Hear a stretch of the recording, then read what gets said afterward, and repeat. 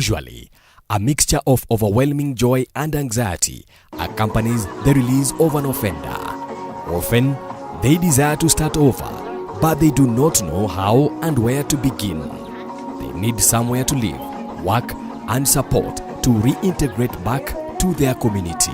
Unfortunately, these needs are not readily met. The problem is even worse when you are a single mother, HIV positive, or have a mental illness.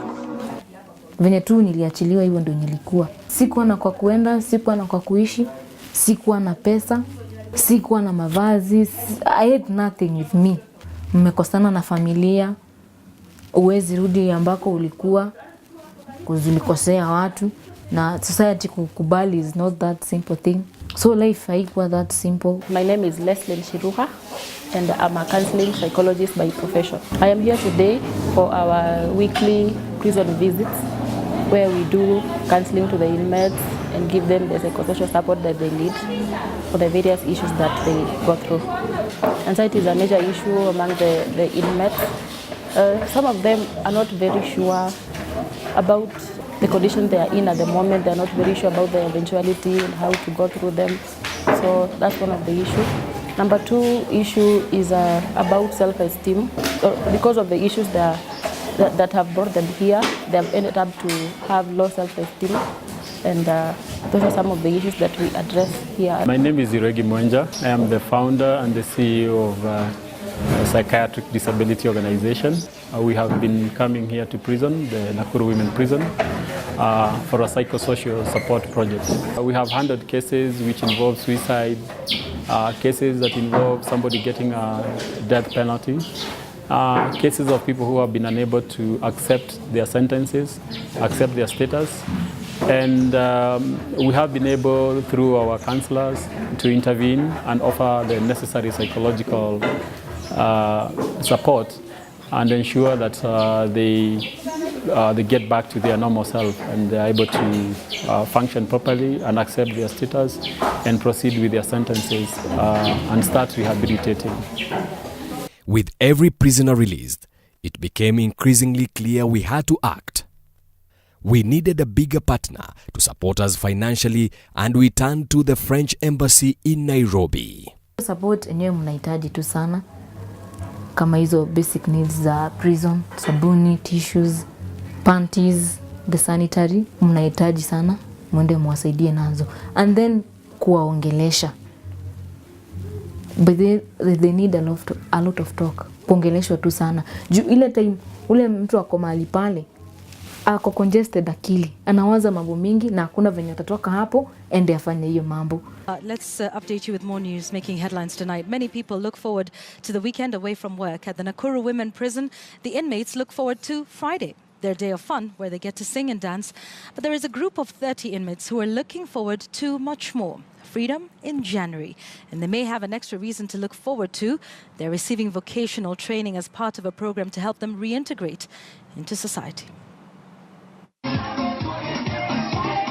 It's Friday, and at the Nakuru Women's Prison, that means a day away from the prison norm, a day of fun, when the inmates get down quite literally.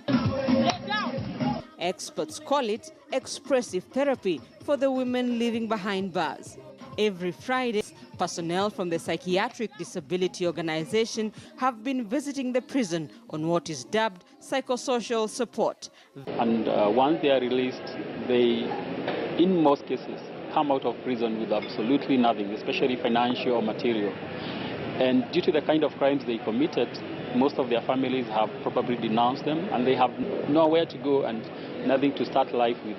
Despite being less than a year old, we were lucky to get a PISCCA grant to initiate a pilot project aimed at providing released ex-offenders with smooth reintegration back into their community. To make this happen, we provided vocational and life skills training as well as support in employment creation. We provided various psychological services both in and outside prison.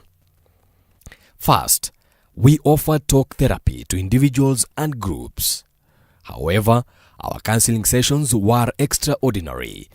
Lack of facilities did not deter us from delivering these sought-after services. We have seen tremendous improvement in terms of the psychological and emotional well-being of the prisoners in this facility.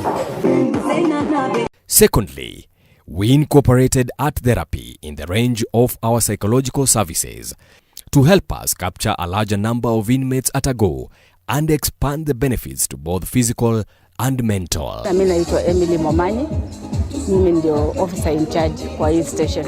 So wakati kuna exercise kama hii, wanachangamka na stress hata inaisha ya kwamba wako jela.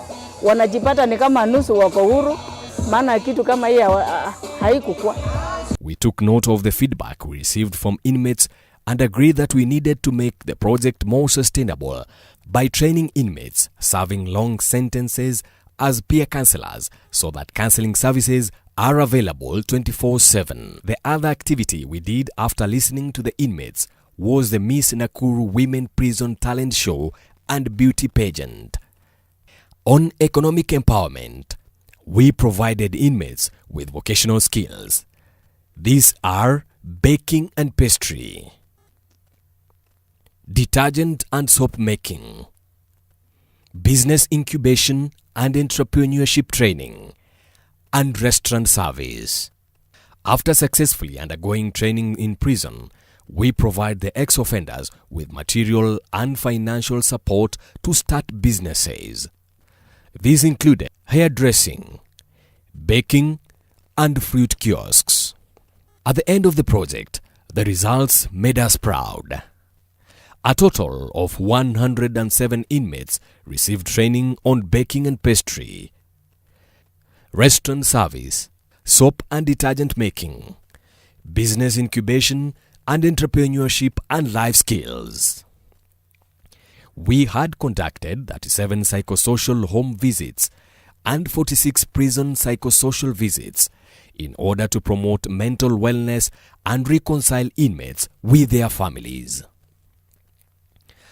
16 ex-offenders received financial and material support to settle down and secure a job or start a business. And the evaluation verdict was that the project was successfully implemented and met all set objectives in varying degrees. French Embassy in Nairobi is an exceptional partner. They saw our vision and potential before anyone else. The support and by extension the trust had some unexpected but very encouraging outcomes for PDO. In February last year, we were invited to the 5th Global Mental Health Summit to present PDO's unique mental health initiative in prison.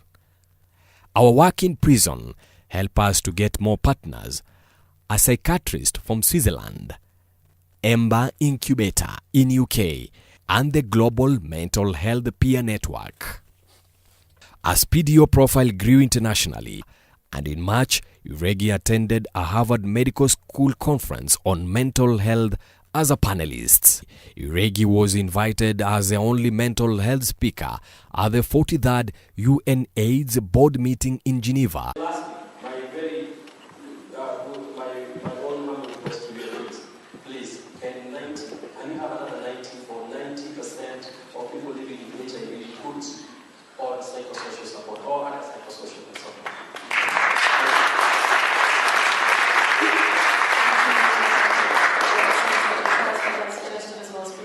We have received coverage from VOA, Citizen TV, Family TV, KTN TV, Oracle TV, The Standard, and many others have covered our work. We are grateful to have found such a worthy partner in PISCCA. Asante sana. Nawaambia wa French Embassy waendelee na huo moyo.